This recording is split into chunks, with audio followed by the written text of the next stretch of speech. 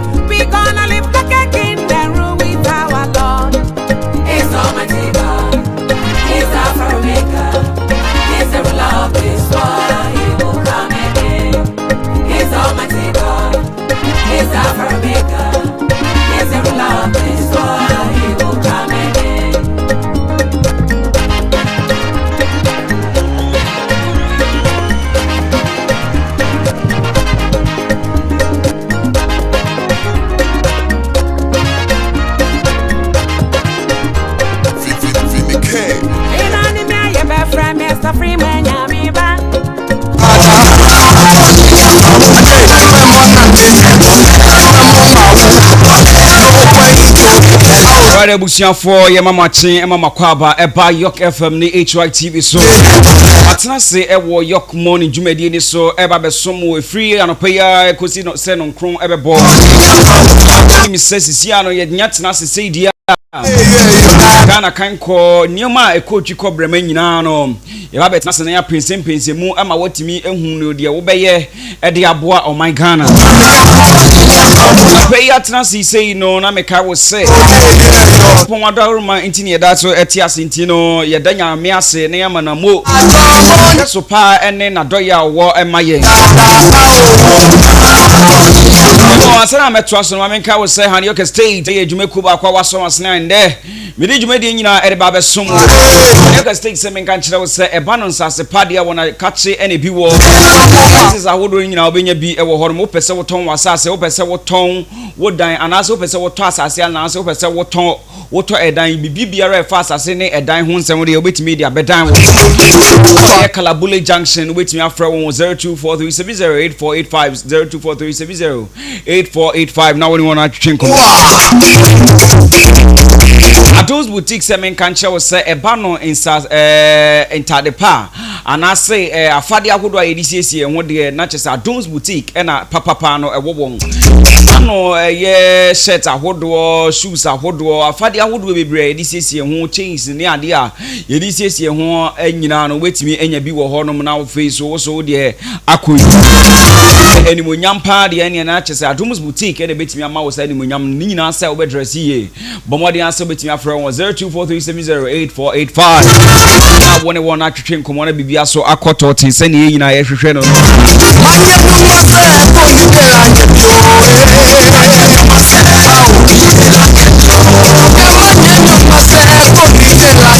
Tina bushia mameka wo se eba no baby so abetimi edi uti ato pan dia anya eye hospitality at its best dia say eye Sabo Hotel Manu Event Center omo obi ewo hono ma face so omo services here very good master bedrooms any you can say good you know king size beds hodo nyina no ebi ewo here Sabo Hotel say ukojojo ho anase waba program bi ewo kaswane ni potem mu now so person ojojo ho de anache say eye Sabo Hotel action no ewo ye Nyanyan Road no so from 0242222292 anyone atwetwe nkomona bibia so akoyie sane ese Jamaica was say yatna say you know the ekotwi ko brema nyina no me de ba be so rap mrasebedwa fie no achame hene anase nipa ohwe sebedwa honom no yede ho nyina ahye ne nsa Speaker of Parliament Ban Kingsford Sumana Gbagben okasa ye otimi so okasa no na abufo kakra ewum afei so na ode ayem hyehye so na ekasa se o kire se ye mpanyimfo anase mrasebedwafo no nioma bi omoye no ensa emfata kra intino wabomodi ase ode efutu sembi ebekwa koma wo nsem nyina no Jumedi so no mechechirimu ama mesomede ehun videos na ehun emu nchechirimu nyina e de abesom na wosu ehun de ekode de eba was our fan so no ye bese ahwe newspaper headlines ni nyina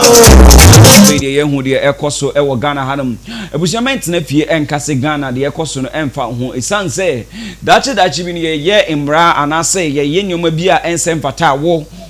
sunsun sanso no wosu ubenya nti bo modin ase bibia ye no wode wo ho ebehye na wosu ehu de ekoso ewo oman Ghana yi na meto aso no mamenka ensembi enkyere wo na wosu ehu de ekoso ewo eye Ghana man mu na no mamenhye wo nkran kakra na menkyere wo bibi ewo wiase aye baaye no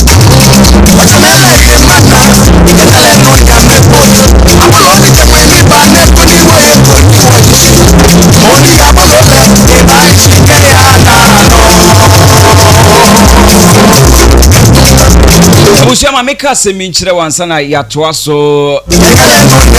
say wiase no before you can be identified you need to be different and there a word of encouragement meso mede ema honest for you to be identified among the many you need to be different for you to be identified among the many you need to be different for you to be identified among the many you need to be different meka enwane se bibiara wo ye no a wo pese nipa ehunu ton intos e wo dwa so wo pese omanfo ebeto wo de ton shoes wo pese ebeto wo de ma bia wo ye no wo pese wo na ye yiwo epie se wo na wo udi kan e wo radio presenter wo pese ye kire se wadwuma no eso ani wadwuma wo ye e bia wo ye Messi ni Taylor ni bibiara wo ye no wo pese ye kire se wo na wo ye ade pa e wo de wo ye ni ma so we are very very different we are peculiar exceptional in whatever you do and sana yetimi ayiwe pie so we need be fofra wo de bar table ne so me emfa won kan enkomo ne ho am I trying to say to intos abisa won se den na wetimi ayafa intos ne ho a wo be dan so manfo nyina aba won chen abeto wo de ye adwuma bia den kra na wetimi ayaka wo de na wo ye ne ho wetimi akire se wo no e wo se ye ba won chen ne be pe de wo anka san wo no to de wo to if you don't add value to what you are doing you cannot identify so I'm saying that for you to be identified you need to be different you need to be peculiar you need to be exceptional na wo ya e chen so e wo se nipa eben ya eto nwum wo oman mu for gospel musicians no why is it that obia edi eye Okamafo echi ti no obia di dina asamo echi ti no obia di dina how much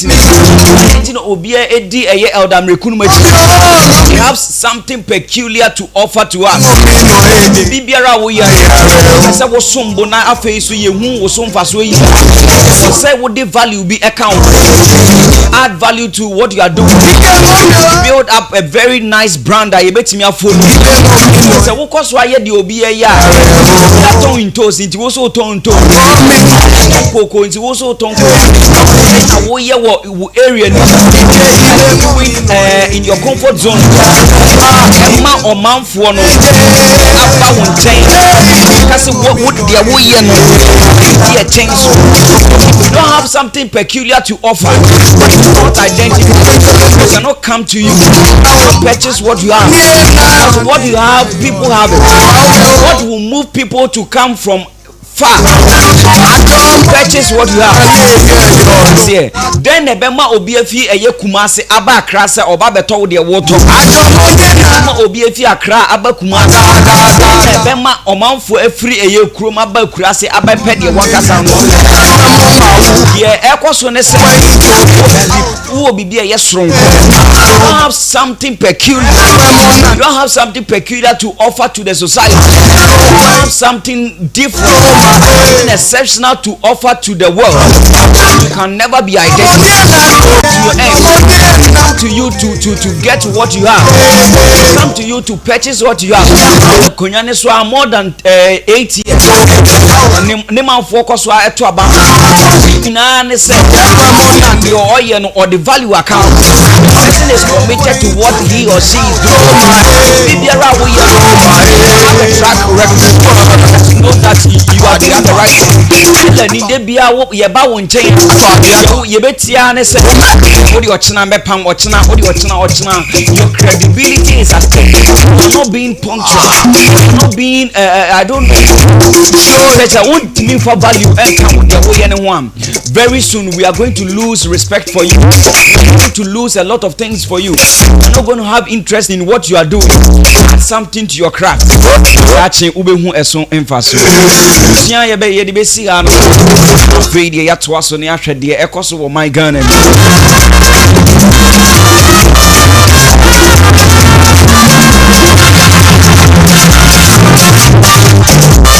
Abusia ende mani ache ebroso esanse nyankopon na ndumuni ne humobro nti enne eye mekrada nyankopon ekosoa ede ifie ne bi eka me ho enche bia so na medi ma woda nti mani ache pa nyankopon medana se wode waye amaye nebo yeto aso no na meka wo se han Yorke state dwumaku ba kwa wasoma sene amedi dwumadi ni nyina ede esombo eba no insase dia wona kache ene bi wo nti betimi afra wona wona di nkomo abraye ye program ya obomidin a betimi ma won sase ni bi 0243708485 0243708485 na wona won atwetwe nkomo Ados boutique so asoma sene nti no eba no interdepadia na chese wona kache ene bi wo nti betimi akọ ministers ne wona wo ye celebrities ni ade nyina honom ene wodi won dwan nti betimi akọ honom na wakọje wode eye intade ahodo ni nyina watches ahodo ni nyina shoes ahodo ni nyina 0243708485 omo ye delivery nti betimi afre won no my deliver baby emma na bibia so akoyie Sarabo hotel baby obetimi ene wo kanchuma baby a obetimi ede pastor akọ chese obi a wo sombo a opese wode ne ekọ ehonom betimi de na akọ honom na afedi wakọjeje wo ho ni nyina no 0242222292 na afedi won wona atwetwe nkomo na bibia so akoyie ama na bibia so atodie totin enti no bomodi anse obetimi ne won edi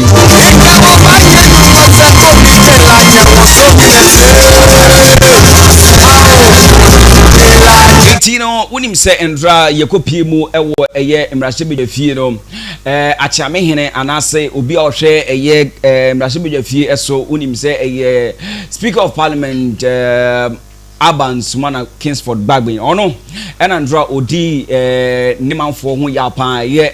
mrahye no odi ho ya pa kamia ye say abana ye to mo no mo de ba eye aban mu no ono no ye speaker of parliament who ni say omoba ye no mudi agropa na asema okani nyina no opa kire say parliament anase mrahye no yanya amma agudi yambasi e ba bebo nkru wo honom na waka say me ba bebo nkru na mba bidi agro ho that place is not for joke a otimi echeche ne nsemu ede kire omo say sisi ano ase omo de asem ne to ha no omo de asem ato a omo hu se ne omo anka so omo ye omo ne ma nti omo bo de asem betu omo hofo yen hwe se ne okan nsem ye ba ye de nkomo no ebe to aso. What is happening in this parliament is completely unacceptable. And I'm not sure you have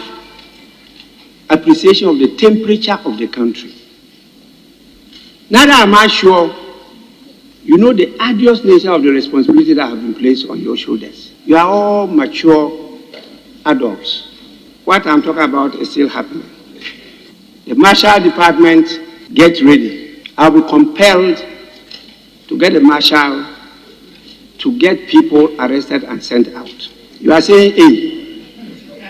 Parliament is not a place for joking. It's a place for business, serious national business. The Parliament we are in has never been in Ghana, even Gold Coast. This is a different type of Parliament. We might be prepared to change, to accept the decision of the people and work together. You make me sick.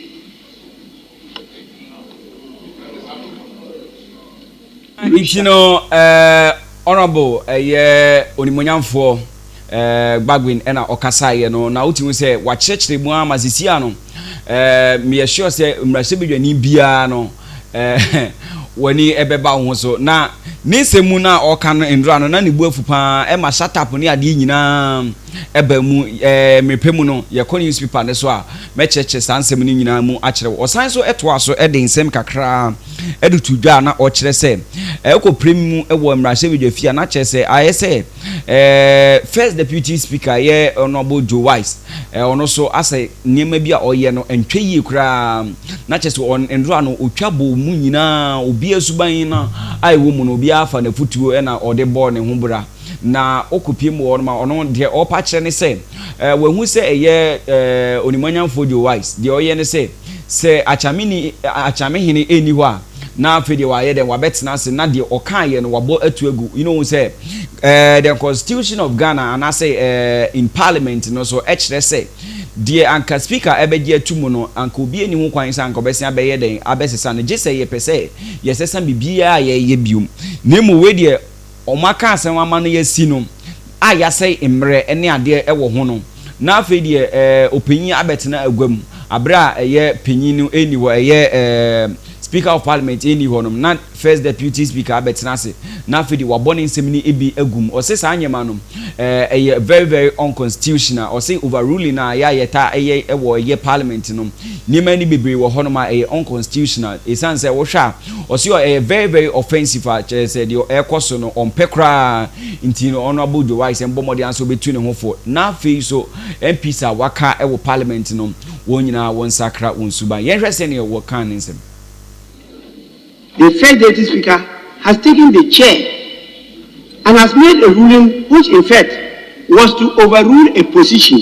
I had earlier on established before the House. In fact, the first deputy speaker was in my office. And what I'm telling you today, I told him before he left to the airport. The first deputy speaker has contended, and rightfully so, on several occasions, that he is not the speaker. I have also, on several occasions, alluded to various areas of parliamentary practice, where when the speaker is in the chair, makes a ruling, another presiding officer may not overturn that ruling. My former statement on the matters arising from the budget and captured in paragraph 46 read as follows, and I quote, "Honorable members, although outstanding orders are silent on this, many standing orders and rules from several sister parliaments provide persuasive rules which suggest that when deputy speakers or acting speakers are in the chair, whatever happens in the House is that officer's responsibility. And the speaker cannot be called upon to overrule it. Similarly, the reverse is also the case, that when a speaker is in the chair, whatever happens in the House is the speaker's responsibility, and the deputy speaker or acting speaker cannot be called upon to overrule it, unquote. That was what I read to the House that day. The penchant of the first deputy speaker to overrule my rulings is, to say the least, unconstitutional. Tino Abusia, Honorable Speaker, ena yete in Kano. Na Osha Tisia no de koso ewo parliament no opinion episode in 9 esi formula fedi o timi epenima epoma sibra enye asem ketwa kra endurance de ensem bebre esi ni nyina na maka kire wo se mepense mu nyina e de a kire na Sisia no ye sure se eye mbahye budwafo ni nyina obia ni beba ne ho so esanse o manfo ani aba wo ho so Sisia no udi agra ye beto aba atia ena okopie mu parliament so a achame hene so e de na si forma on pese obi abeba betena wo bote na ode honom aye agudi nemu oba honom a business nti a wo ba ye no na watimi aye business no na wo na bibia so akoyi nti I think say Sisia no yempin for they are doing well and was say boy on my baso na fedie efutuo no ye de ebi epia wo pa isan say birum ehia efutuo a ese na efata endura no wo fi parliament no eye dom kuma no enem centrofo ehia na wo hia ne so wo den sem kakra etudwa eno so meba be pensem emi ebi edi a kire na ilevi no unim se Ghana hanum sei no emrai wa hanum no e kire se wo se yinya eye district assembly common fund sa district assembly common fund yi eye fund assembly no e de bone ho bra na chese bibia yehia bia no assembly no ebetimi enya sa fund no na ye de aboye ho bra na sika no kra ehfa eni enya efri yenya efri tax a ye gigi no emu percentage bi e wo ho no ma yete na ye de share a district common fund nim inti no taxes ahodo e wo Ghana nyina no ye bo ano a yete sa sika no ebi efrim na ye de abehye a district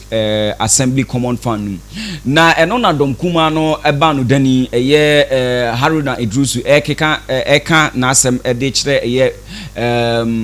incentive for no church mu say what say eye finance minister enenam ena o ka say say yanje ilevi no antuma na se entua ilevina emma district common fund no yenya sika emfantum and what they say the constitution has never said it say district common fund no ye the ilevy and a day ekushin sika the egum nti da ben na sadie no esi ye o se sansem ni nyina ye no ye tia ye mbontu gu na kamia ye say finance minister episode de Ghana for ya dwen edi agro say no no ankasa okana say unim se kalkum so ye gye ne kwakuanum who is not upholding the values of the provisions of Article 252 of the 1992 Constitution, which requires that 5% of total revenue is dedicated to the District Assembly Common Fund. He is in arrears from 2018 to 2019 to 2020 to 2021. He is in arrears of over 2,133 million Ghana cedis. Yet, he has been collecting revenue.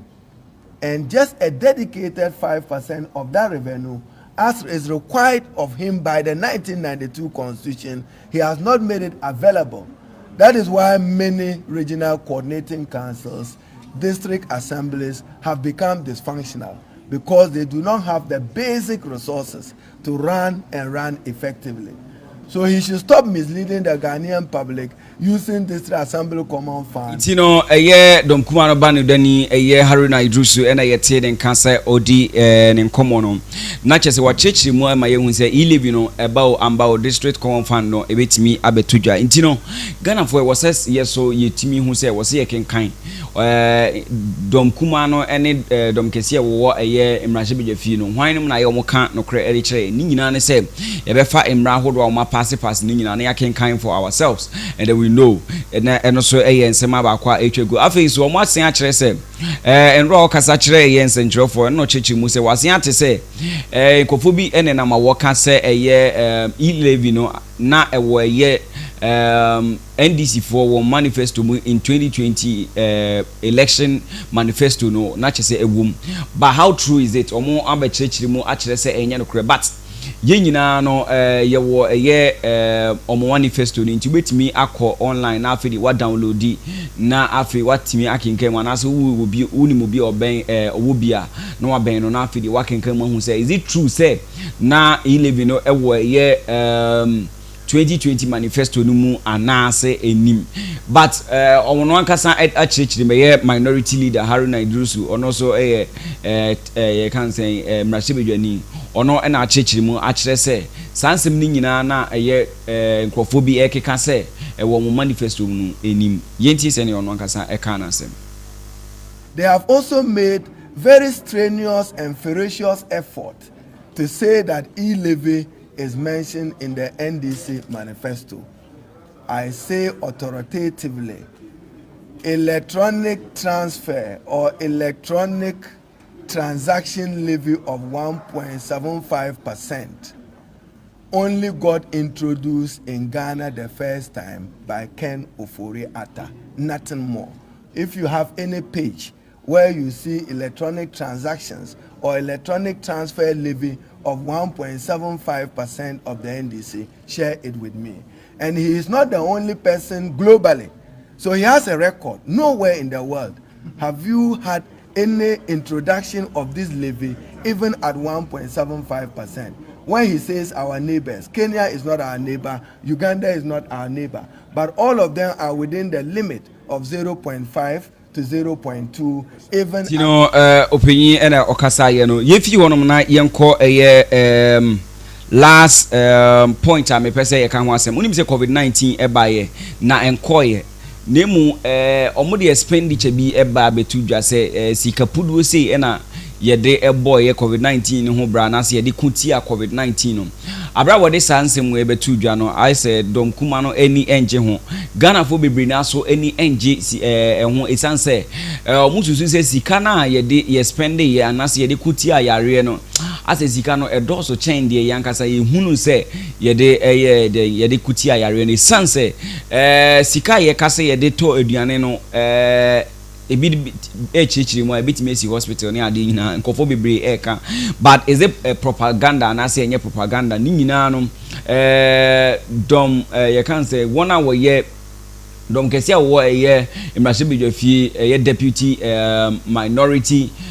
majority leader so insem kakra bi abetudwa ono so echichiri mu akyerɛ sɛ de dom kuma no pa kyerɛ sɛ anka yenhwehwɛ mu bi mu no yenhwehwɛ eye COVID-19 expenditure ni mu bi mu no ono hu ni sɛ enye sɛ omo dwen Ghana ho nemu omo pese omo fa kwan bi so na afi de omo ka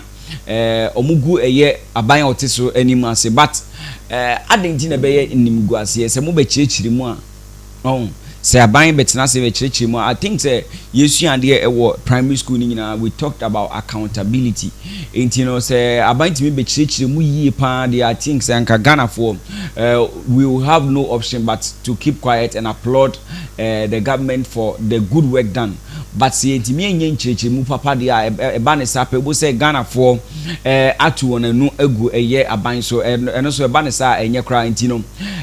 wo de yentie de ɛyɛ onimonyamfo Alexander Afenyo Markins ono ankasa de oka edify ye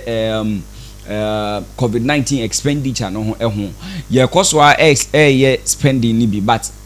expenditure ye in 2020 no eno mo de abetudwa eno kire se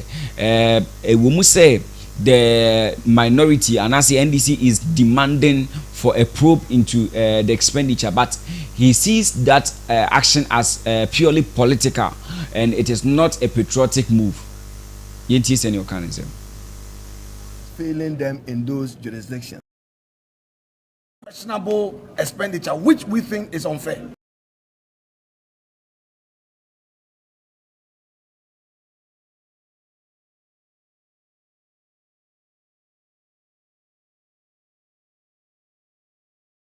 So we simply think that our colleagues are being overly partisan. It's part of their preparation towards 2024 and decreting a certain scorpion on a shivling. and that we will not entertain. Democracy respects rule of law and due process. That is the only way democratic principles can be sustained. We can't do it haphazardly. We can't do it as and when it pleases us and as and when it suits us. So to us, everything about public expenditure is a matter of public record. This house approved certain facilities. This house mandated government to spend certain monies. There is no way in this day and age with the gift me system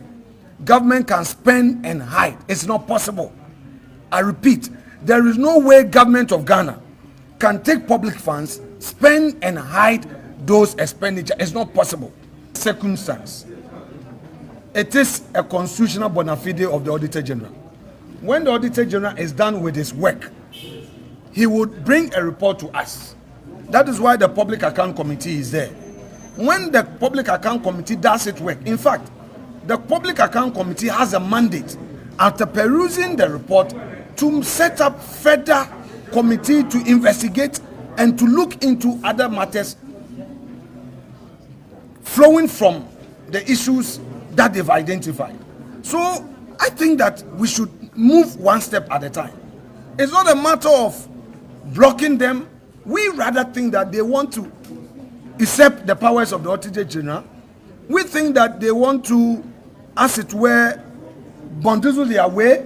and then create a certain impression that, oh, there is some questionable expenditure, which we think is unfair. Honorable Afenyoma Kinsena yetini nka wachichi muno, but me person me make it just some analysis say whether it is political or patriotic or whatever it is, no, I think say accountability no eba Ghana fu nyina no obi ambeka say ebi aban na anya de say disika na ye bibia sene esena na sene ye chichiri meno na disika na ye ya obi ani wa obetimi abeka say bia aban wanya de na say we will just applaud and then give you thumbs up for what you have done, like obi ani wa obi ya de pa abeka say wa ya de boni there be obi aya dia osayi nti ebeyi maye nti no I think say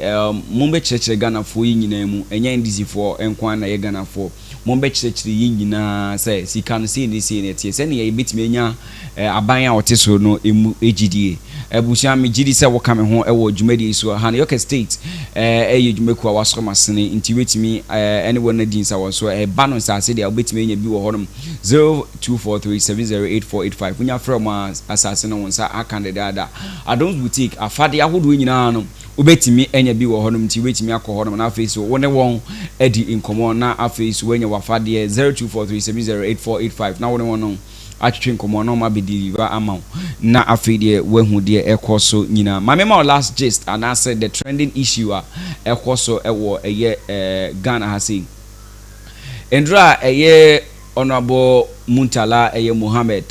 okupie mu ewo ye Joy News na okupie mu na wodi nkomo no ena o kire se eye ilevia ye se ye mpase ye be passe ye mpase yi no ehun sem ni nyina no susu se Nyankopon has a divine word for eye the MPP who have the majority seat in parliament and like they are in power in general. I said they are the omono government was no ono chirechiri mu se Nyankopon wasem bi ode oka kire ye amanyuku MPP se won modin ase ye 11 no mo pass because or say Nyankopon enkasa no loud say nemo indications be ewo hono my kire se MPP for enseso mo pass ye 11 no die nti okasa ne se o se ohunu ne se 11 no se emrebi e pese ye pass 11 na obi wo hono ma obeboa ma ya pass ne ntem ni sa nipa no eni wo ohwa omode suboni nyina ekobo ye speaker of parliament so speaker of parliament by still omuntimi enye den en pass bill no afi so osan so echirechiri mu se ohwa adwasafo ye MP adwasafo ono so etimi efi parliament isi ana yenya na nka obeba no wabeka dom ne ho na nka wetimi ato aba no na nka ya pass ye kan say 11 no nenso ohwa ono ahum se ye kanza manyuko MPP na ankasa mu no kra nipa bi wo honom kra mangasa mo nje eye 11 no entum enso mo ntimi enka o se sa anyem nyina no eye nsenkyere ne a ekire se nyankopon empese 11 ye pass nemu MPP4 na bubu inua egu wona sum se ne no okyerekere ne nsemu no na kyese 11 no nyankopon krampo ehu se eye kotobe kumba na eye na asem na me koti e de akere like na asem na me chichiri mu e de akere enye me ankasa masem na me kan tino se me kan asem na wahu se eye honorable Muntala Mohammed e na okere se nyankopon e na e kasa e de akere eye MPP amanku we me last trending issues and as a just am de ma wona afedi we hu de ekoso e o my my entry video ni ba the newspaper review no ebeto aso. Even if Adjusafo were in Ghana, they still cannot have e-levy pass. God is speaking to them in a language they are failing to listen. God is speaking to the MPP in a language. Yes, but they are failing to listen. He knows, and I don't want to put certain information out here. If Adjusafo were to be in Ghana, they will still not have the numbers, and he knows it. How so? He knows. How so? Explain. God is speaking to them in a language they don't understand. Look, the MPP has 137. If you add the independent, they have 138. Yes. You have the majority, the chief whip, the majority chief whip, my good friend Honorable, who even questioned the travels of the speaker and said that virtually that the speaker was doing it deliberately just to frustrate the e-levy. The speaker is home. Over a week now, why are they not bringing the e-levy? So they simply don't have the numbers. Even if Adjusafo were to be in Ghana, they will still not have the numbers, and he knows. The MPP people, they know. See, even if Adjusafo were in Ghana, they still cannot have e-levy pass. God is speaking to them in a language they are failing to listen. God is speaking to the MPP in a language. Yes, but they are failing to listen. He knows. And I don't want you know honorable Muntala ene yete ne ka ocheche nsem no mu ba ilevi no still na controversies no eguso e so town hall meetings ni bi no eguso ekoso sa nyema ni nyina no ye bomori anse ebetimi apase ye ilevi no anase ye ngi ntum ni nyina no ye ntua demonstrations akoso nyem bebre na akoso but ye hwe de ebekwa kosi ni nyina no esia yede ehun nsem nyina e de beba kire beba meka kire wo na afei so wosu ehun de ekoso e wo man Ghana mu ye fi wono ma na ye newspaper review no nemo ma menkai wo se Adom's Boutique e na so masena me de sa segment we nyina e de ba be som wo Adom's Boutique se menka nche wo se entade papa ni nyina no ebi omonchen na ebi wo watches ahodo necklace ahodo chains ahodo shoes ahodo bibia opibia de sisi won specs ahodo anase ye friend spectacle no niema ye de kekan anu yi opese wo anim ye fe ye afi so officials no anase de ye friend on makeups ne ade ni na opese o sisi ho na ho ye fa wait me aba won chen obema osanye mani nyina na afi de o de akofia akosisi wo ho 0243708485 na won edi nkomo e wo sa homatrofo no so obakala wole junction abehu sa dwumakoi e wo ho na afi de won edi insawon so ebusia yemfi wona yenko eye the newspaper ye started with the daily graphic na the daily graphic no we show screen is wa daily graphic no eda so a chese oka assembly e wo honum o say the first story I was the front page of the daily graphic no say plain spoken engagement I say Council of State meets minority and there meeting about me across no say consensus building high on agenda this year and wakwa to adwena fe the we hu de ekoso e wo hodo ma fe so do more for APT support fund and also lands minister and okasa e de akere Ghana fo nyina se won bomo de ase obetimi di sika kakra e de akọ ye can say APT support fund na ekoso e wo hodo no afi so o say Speaker expresses disapproval over Nema Ekoso say as a dear was here on me said my entrance on I Ghanaian foreign students bemoan financial challenges and also hanom say enya asem ketwa Commander Sugar Factory even the war asem hu de omachre ewo honom but MCR my enko next paper no so na me hwese no de metimi ehu de ya chora na me friend no so ensum Ghana for okay Ghanaian Times and also say Commander Sugar Factory takes off April President Nana Dokudanko Akufo-Addo and okano and say Commander Sugar Factory no ye sign ba be chassis na chassis na chese April bosumi ya na chassis enye asem ketwa kra ya chora and also ewo hanum Lance Minister also on say they funds at $4 million donation by Ghana Chamber of Mines and also overruling my decisions unconstitutional. Speaker of Parliament and a Kasa Ewahanum say if you want to share the next newspaper say the Chronicle say Babin schools Joe Wise for offensive conduct and also the front page of the Chronicle how Agojo allegedly aided coup plot and also had a course from 2019 seen there na kapapai anka it is alleged say na papai epese just o2 aban egu nenso wotimi eso ni mu anko ban no sa donation to Apiety Support Fund how your 4 million cash is a year peanut somewhat abujina po and okasano tells a year Chamber of Mines says I have $4 million normally buy no it's as a peanut kiti almost come review no more from sika no emra if you want na yen call a year the Daily Statesman no or say Edujan calls for a year peaceful coexistence among tribes and also honum obviously or say inclusive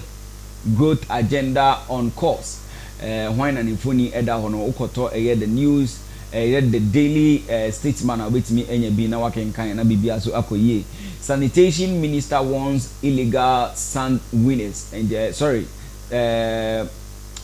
winners and no but it should be minors. I don't know omo my need sand omo we need sand sign winner. Okay, let's move on. Youth volunteer program expanded and also the front page of Daily Statesman. Sand winning, okay, sign, okay, no. Young call the next paper now after the entry they did daybreak or say shut up Bagwin yells at MP and ra okasa no nebufu mu no okachire omo say na obi okasa no obi agije hu o say hey shut up okasa no and ra me hwe video no na me yem hyehye me pa but otimu say de I am sheni ebufu and okasa ye e man sansem ni na epifi na no CJ probes court shooting and also hanom say Chief Justice and also say probes court shooting NDC queries Chief of Staff Chief of Staff's 120k Ghana cedis to Adwa Safo and also Hanama Enya Asem Ketwa. In terms of also the front page of Daybreak newspaper no Hanama Enya Asem Ketwa. If you wanna call a year the next newspaper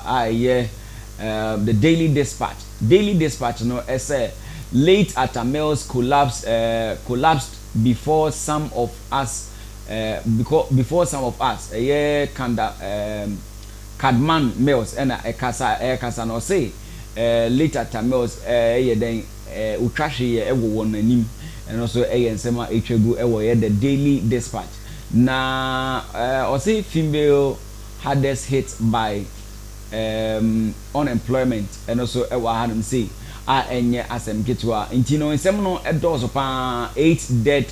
and 40 injured in 41 crashes daily in January 2022 and I were report no aba says sisi ano wo hwa nkofo bebre na na ewu ewo ye accident ahodo abedre esi ye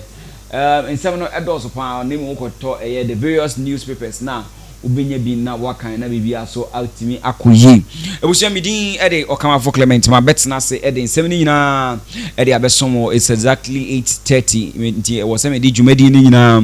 e de esi haram nemo me kai wo say Yorke state and e besom asne ade dwumadi no me so mitimi di dwumadi ne e de bere wo e Yorke state se me kan che wo say ba no sa say se wo ton asase ana wo pese wo to asase ana say e dan wo pese wo to ana wo ton wo pese wo han ni nyina wo betimi de wo dadwen abedan wo na wafi why ma will be now so otimi e de abo bra the bema de e was so see 190243708485 from sisi ana also kwaje wasa so ma menka was say e ba no e ye ntade a de sisi e ho na oba etimi nani beje wo ho afi so ukunu nani eje wo ho ofi so wo ko office bi e di obuo e ma santade ni nyina no e Adams boutique e de santade no e ba afi so shoes ahodo watches ahodo sanyema ni nyina obenya bi e wo Adams boutique 0243708485 na wo ne won atwen ko delivery to betimi afra won afi de wo ne won atwen ko sabo hotel eso masena me de ye dwumadi ne so ebrewo e ba no hospitality dia they are very good at it nti wetimi akohodom omo event center omo neoma bebre omo de betimi de offer omo services very very good pa omo training omo staff nyina afi omo master bedrooms omo ye king size beds ahodo omo very serene environment for any occasion apesa o ye nti betimi akohodom na afi de won won atwetwen komo 0242222292 na won won atwetwen komo na bibia so me share triple action unim se bano nyansa de anyankopon e de adoma branti we obo adwuma wo akonyese nyina to nyum ye nyema bebre o ye presenter de ben biom na branti wiase mu ntimi enye ende ono na wo MC ahorma o de me ekọ ye cheche Facebook and YouTube nyina no ono ene bo ma chido wa obetimi e de me kọ ono aso na me producer ende anopay kopon shane pa so nyankopon enhira manager obi owo yes room horma na newsroom hana and as staff room horma otimi e ma moral support nyame enhira so you who did the listening and the watching out there no nyankopon enhira no nya okese e de Okamafo Clement na say e di dwumadi nyina e de bre sorry so my kai was say and there in crashes e ma me de bre wo and